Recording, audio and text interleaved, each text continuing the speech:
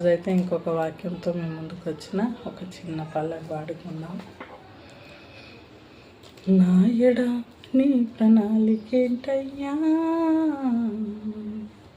నన్ను పిలిచిన ఉద్దేశం ఏంటయ్యా, నా ఎడ నీ ప్రణాళికేంటయ్యా, నన్ను పిలిచిన ఉద్దేశం ఏంటయ్యా, నెరవేర్చేసయ్యా, నెరవేర్చేసయ్యా.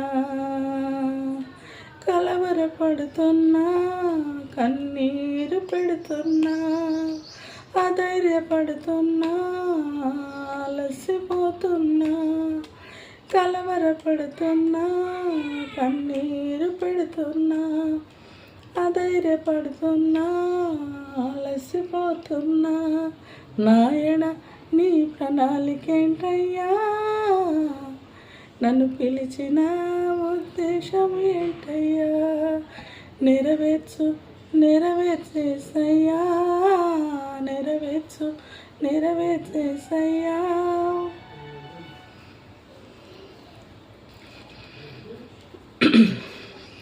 91 కీర్తన నుండి మాట్లాడుకుందాం. 91:3 వేటగాని ఉరి నుండి ఆయన నన్ను తప్పించును, నాశనకరమైన తెగులు రాకుండా నన్ను రక్షించును. అంటే వేటగాని ఉరిని అంటే ఇప్పుడు మనం ఉన్న రోజులు మంచి రోజులు కాదు. క్రైస్తవ బిడ్డల మీదకి అనేకులు వ్యతిరేకమైన శక్తులు వేస్తున్నాయి. వేటగాని ఉరిని అంటే అలాంటి పరిస్థితుల నుండి మనల దేవుడు తప్పిస్తాడని మనకు ఒక ధైర్యం, నమ్మకం. మనం దేవుని మాటలను బట్టి ధైర్యపడతాం. ఎందుకంటే దేవుని లోపల ఉన్నవారికే అది అర్థమవుతుంది.